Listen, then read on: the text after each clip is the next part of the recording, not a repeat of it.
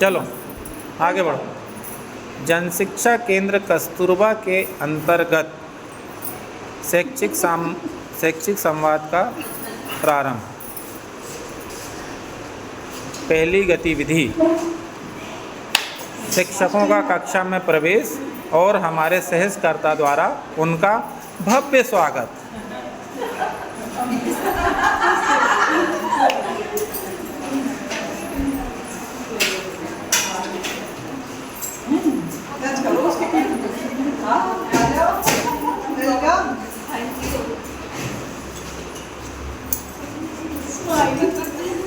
सभी प्रतिभागियों का स्वागत है।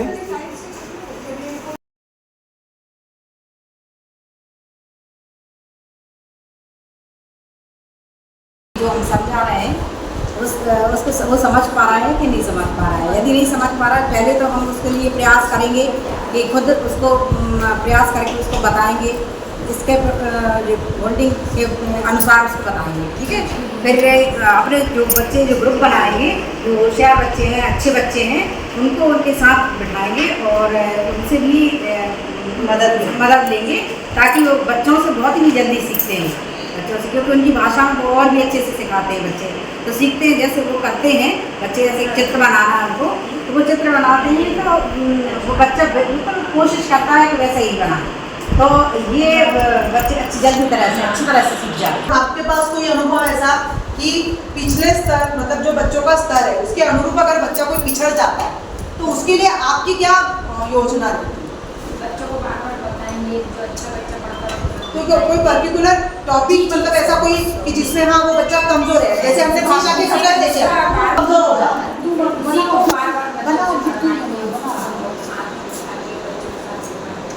कोशिश करेंगे उसको बच्चों से कहेंगे, बार-बार लिखने का, बोलने का करवाएंगे, उसको बताएंगे कि भाई ये बोलो उनके साथ में, उसी वजह से ध्यान देंगे भाई इससे आगे बढ़े।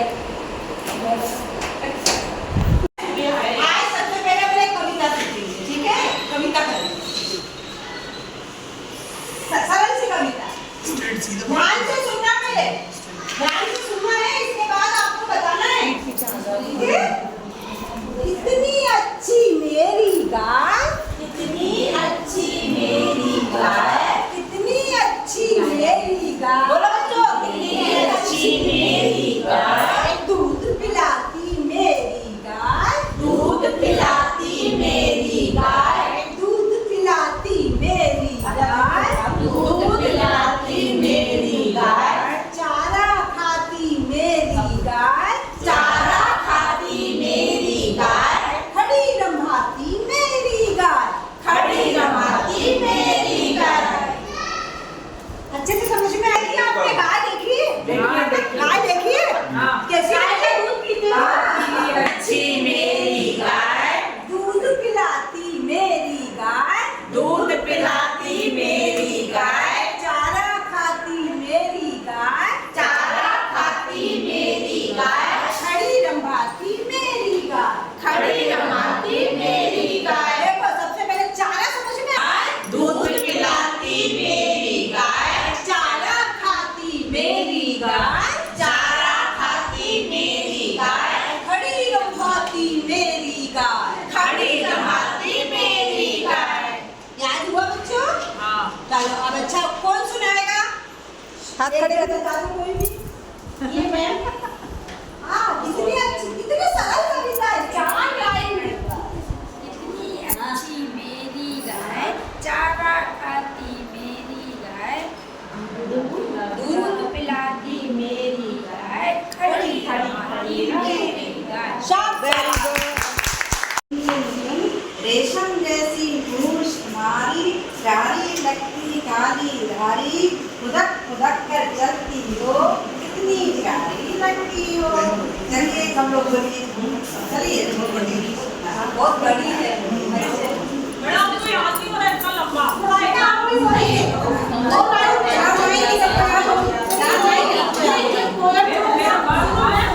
बच्चे सब बोलिए, सुन सुन सुन, अरे सुन सुन सुन, दाना खाती चुन चुन चुन, दाना खाती चुन चुन चुन, रेशम जैसी पूंछ तुम्हारी, रेशम जैसी पूंछ तुम्हारी,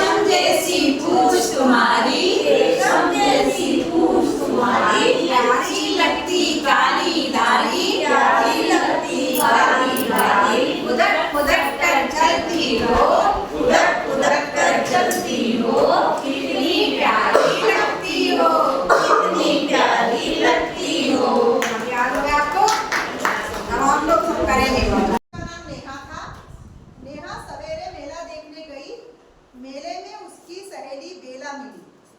बेला जलेबी खा रही थी। उसने नेहा को भी जलेबी दी। नेहा को जलेबी पसंद आई। उसने बेला के लिए पेड़े खरीदे।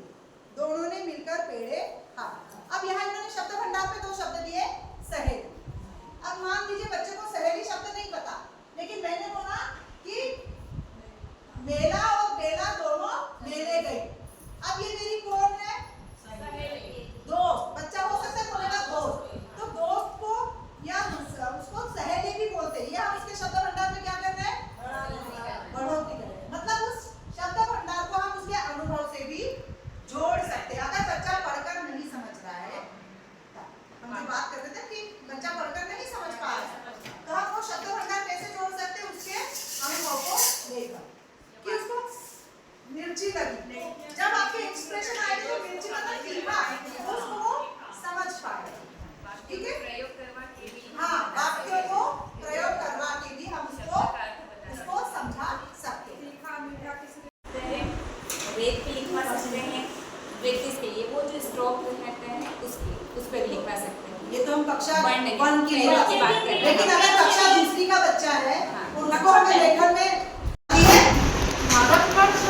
समस्या आती है क्योंकि बच्चे पढ़ तो लेते हैं, मात्राओं वाले शब्द भी अगर धीरे धीरे पढ़ रहे हैं, बट समझते नहीं है। और समझने के साथ साथ मतलब लय के साथ नहीं पढ़ पाते हैं, लय के साथ नहीं पढ़ पाते। नहीं पढ़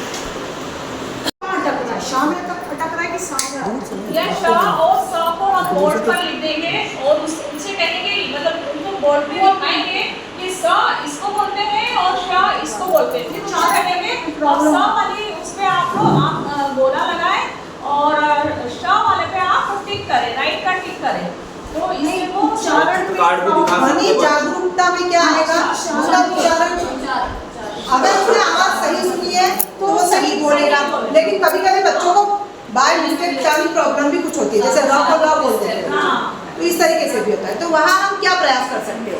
बार-बार प्रैक्टिस, बार-बार नहीं, और किसी के पास खेल के माध्यम से सिखाएंगे। हाँ, खेल के माध्यम से सिखाएंगे।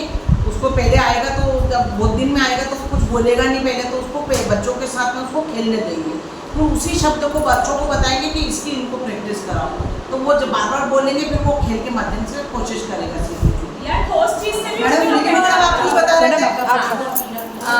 सर्वप्रथम हम यदि हमने आवधिक आकलन किया है तो फिर हम बच्चों को 3 ग्रुप में डिवाइड करेंगे। तो उसमें 3 समूहों के बच्चे आते हैं अपने पास।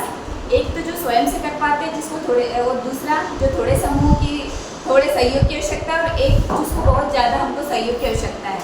तो यदि मैंने ध्वनि जागरूकता पे काम किया है, बच्चों को ध्वनि जागरूकता नहीं हो पा रही है, जैसे मैंने एग्जाम्पल एक वर्ण दिया पी, प, और प वो नहीं सीख पा रहे, तो मैं उनको एक टंग ट्विस्टर के द्वारा ध्वनि जागरूकता समझाऊंगी। जैसे पका, पपीता, पक्कर, पका, मकीता, पक्कर, टूटा, या पीला, पतीला। तो अब मेरा मतलब कि मैं या फिर मतलब पाँच वाले जो है वाले वर्ण की हम बार-बार पुनरावृत्ति करवाएंगे, और ये हम इसके फोल्डिंग के द्वारा करवाएंगे। हम बोलेंगे, फिर साथ में बोलेंगे, फिर वो बोलेंगे, तो वो ध्वनि जागरूकता जो है उसमें उस वर्ण की जरूर आएगी। और हाँ बिल्कुल, जैसे अपन कोई गतिविधि के द्वारा भी उनसे करवा सकते हैं। 2 समूह बना दिए क्लास के, पास से बोलना है तो पास से कौन कौन से शब्द आ रहे हैं, फिर दूसरा उसके आगे वाला, फिर एक उसने बोला, फिर उसके बाद उसको बोलना है, तो जो ज़्यादा बोलेगा वो उसकी टीम जीत जाएगी। ऐसे करके खेल के माध्यम से। हाँ, खेल के माध्यम से। बिल्कुल।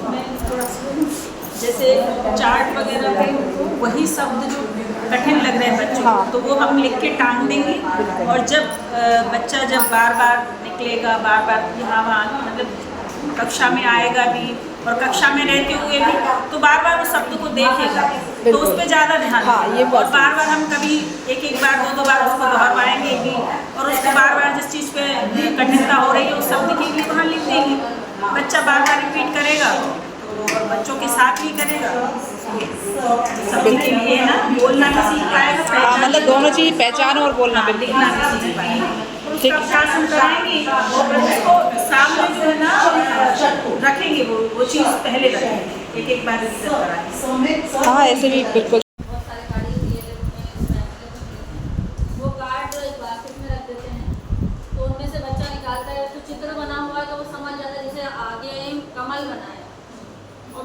लिखा भी हुआ है इसमें कमल, तो बच्चा चित्र देख के तो पहचान जाएगा कमल, पीछे करेगा तो कमल लिखा है, तो बिना मात्रा वाला तो उसको पढ़ लेगा कि कमल लिखा हुआ है। मात्रा वाले में थोड़ी सी दिक्कत आती है। शब्द भंडार में शब्द का- भंडार से तात्पर्य क्या है मेरा? मतलब एक आप अपनी शिक्षा संदर्शिका सबके पास है?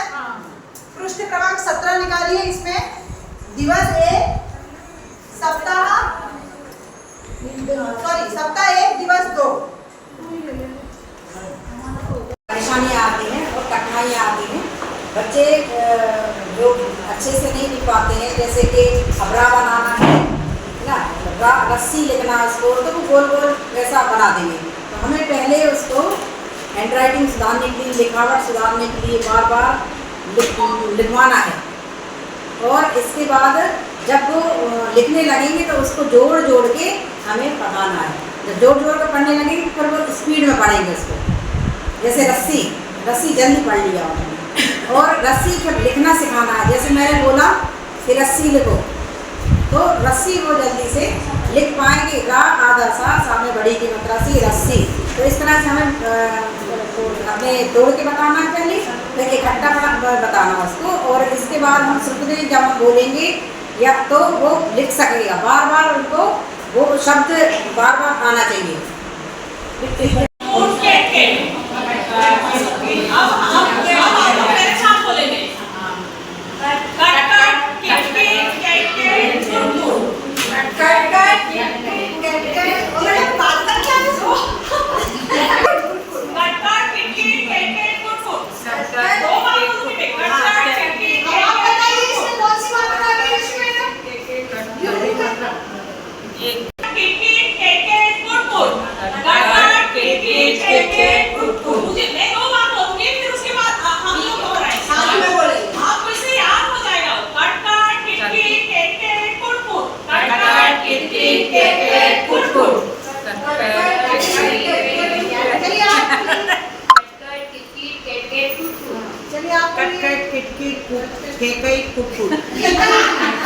चलिए आप बच्चों इसमें कितने प्रकार की मात्राएं आ रही है? थोड़ा सोचिए।